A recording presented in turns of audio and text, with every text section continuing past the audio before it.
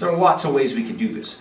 We can begin by taking the Swiss ball between the feet, squeezing it, get it nice and comfortable, and then we go back to that same position, having the ball on the side.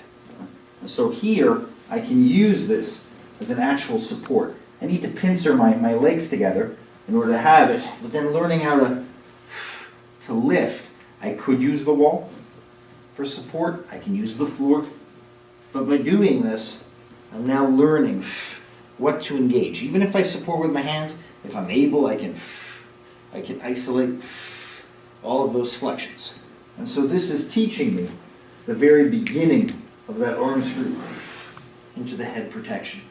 And it's a really great way, very demanding way, to ingrain the intelligence into my body.